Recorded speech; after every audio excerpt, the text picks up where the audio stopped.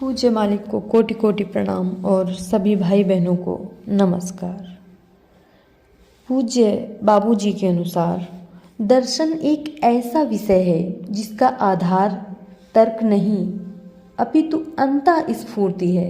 इसका प्रारंभ संशय से नहीं होता जैसा कि अधिकांश पाश्चात्य दार्शनिक मानते हैं, बल्कि विस्मय से होता है। आमतौर पर दार्शनिकों ने चीज़ों को बिना वास्तविक जीवन में उतारे ही समझने का प्रयास किया है, जैसा कि पाश्चात्य दार्शनिकों के साथ आम बात है। मैं कह सकता हूँ कि यह आवश्यक नहीं है कि एक दार्शनिक मात्र दार्शनिक होने के नाते भ्रष्ट नहीं हो सकता, परंतु यदि उसने व्यावहारिक जीवन जीकर चीज़ों का अध्ययन किया होता तो भ्रष्टाचार की संभावना नहीं है। भारत के ऋषियों ने पहले व्यावहारिक जीवन जीने के पश्चात ही सामान्यतः दर्शन प्रस्तुत करने का प्रयास किया है। उन्होंने अपनी पहुँच के स्तर के अनुसार भरसक स्थित वस्तुओं के रहस्यों को खोला। इसका परिणाम विभिन्न रंगों के 6 दार्शनिक मत हैं। हमें तो वस्तुओं के संबंध में तभी धारणा व्यक्त करने का प्रयत्न करना चाहिए जब हमारा अभ्यास समाप्त हो गया हो। यह तो चीज़ों की परिशुद्धता या सच्चाई प्राप्त करने के लिए एक दार्शनिक के ध्यान देने योग्य मूलभूत बात है। भारत आध्यात्मिकता का घर है और इसी से यहाँ वास्तविकता की खोज से संबंधित चेष्टाएं हर युग में क्रियाशील रही हैं। आध्यात्मिकता उस शक्ति से संबंधित एक विज्ञान है जिसका प्रवाह मौलिक भंडार से होता है और जिसमें ग्रंथियों के रूप में सृजन एवं संहार दोनों की क्षमता होती है। भारत में ऋषियों ने सृजन शक्ति का प्रयोग मानवता के सुधार के लिए किया है। संहारात्मक शक्ति भी इतनी प्रचुर मात्रा में पाई जाती है कि परमाणु बम भी इसकी तुलना में कुछ नहीं। योगी इन चीज़ों का प्रयोग देवी आदेश और अपनी इच्छा शक्ति के अनुसार करता है। आजकल भी इस शक्ति का प्रयोग हो रहा है और एक नए संसार का सृजन हो रहा है। आध्यात्मिक पुनर्जागरण होना अवश्यंभावी है और भारत पुनः विश्व का नेतृत्व करेगा। समय इसमें चाहे जितना भी लगे। दूसरे राष्ट्रों ने महसूस किया कि कोई भी राष्ट्र आध्यात्मिकता के बिना रह भी नहीं सकता है। कूटनीति और दांव-पेच का युग अब तेजी से समाप्त हो रहा है। इस शताब्दी के अंत तक एक बड़े परिवर्तन का होना अवश्यंभावी है।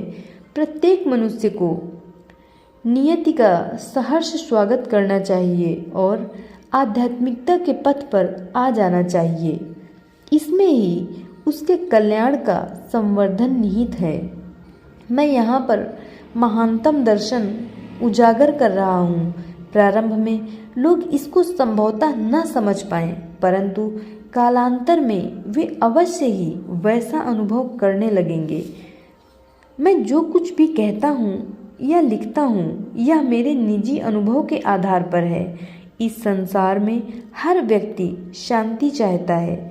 इसका अर्थ यह हुआ कि उसका उद्देश्य आत्म साक्षात्कार अथवा आत्मानुभूति नहीं है। ऐसी दशा में उसे केवल शांति प्राप्त होगी, न कि आत्म साक्षात्कार।